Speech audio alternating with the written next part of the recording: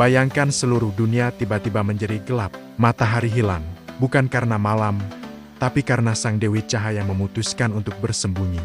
Inilah kisah Amaterasu sang matahari Jepang dan bagaimana dunia memohon agar ia kembali. Di langit Jepang kuno, Amaterasu adalah dewi paling bercahaya. Rambutnya memantulkan cahaya emas, langkahnya membawa kehangatan, dan setiap senyumannya membuat bunga bermekaran. Dunia hidup damai karena sinarnya. Namun ia memiliki saudara bernama Susanoo, dewa badai. Keduanya saling menyayangi, tetapi Susanoo memiliki sifat meledak-ledak yang sulit dikendalikan. Ia datang seperti angin topan, keras, cepat, dan sering tanpa dipikir. Suatu hari, Susanoo membuat Amaterasu marah besar. Ia merusak sawah, menumbangkan pepohonan, dan mencederai tenun sutra para dewi pengikut Amaterasu. Amaterasu kecewa, Amaterasu tersakiti, dan akhirnya Amaterasu memilih pergi. Ia berjalan menuju sebuah gua besar bernama Emi no Iwato, lalu masuk ke dalamnya. Dengan satu hembusan lembut, ia menutup pintu batu raksasa, dan cahaya dunia padam. Gunung menjadi dingin, laut kehilangan kilau, orang-orang menyalakan api besar untuk bertahan hidup. Namun api pun tampak kecil tanpa sinar Amaterasu. Para dewa berkumpul di langit. Jika Amaterasu tidak keluar, kata salah satu, dunia akan membeku. Mereka berusaha mengetuk pintu gua. Amaterasu, kembalilah. Dunia butuhmu. Namun tak ada jawaban.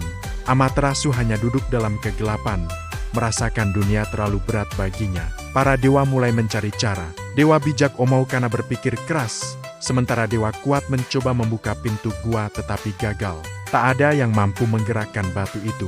Hingga akhirnya, seorang dewi ceria bernama Emi no Uzume muncul dengan ide yang aneh, tapi jenius. Apa yang membuat seseorang penasaran? Tanya Uzume sambil tersenyum. Suara tawa, sorak-sorai, rasa ingin tahu. Para dewa bingung, tetapi Uzume mengajak mereka berkumpul di depan gua. Ia meletakkan ember, tong kayu, dan dedaunan. Lalu, ia menari. Tarian itu lucu, energik, bahkan agak konyol. Para dewa tertawa, sebagian bertepuk tangan, sebagian bersorak. Suara mereka bergema ke dalam gua. Di dalam, Amaterasu mendengar keributan.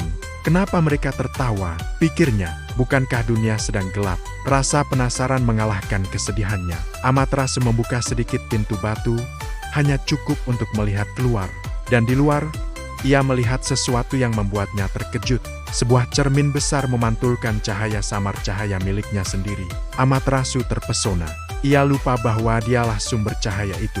Ia mendekat, ingin melihat lebih jelas. Saat itu, para dewa menarik pintu gua, membuka jalan bagi cahaya kembali menyinari langit. Amaterasu, seru Uzume, dunia merindukanmu. Amaterasu melihat ke bawah gunung, sungai, pepohonan semuanya menunggu. Dan untuk pertama kalinya setelah lama, ia tersenyum tipis. Ia keluar dari gua. Dunia kembali terang. Susanoo datang, menunduk penuh penyesalan. Ia berjanji untuk berubah. Dan Amaterasu, meski hatinya masih luka, mengampuni dengan kedewasaan seorang dewi. Cahaya matahari kembali menghiasi Jepang. Orang-orang menari merayakan terang yang kembali. Para dewa bersuka cita. Dan legenda ini diingat hingga kini, mengajarkan bahwa kadang cahaya tidak hilang, ia hanya butuh waktu untuk kembali bersinar.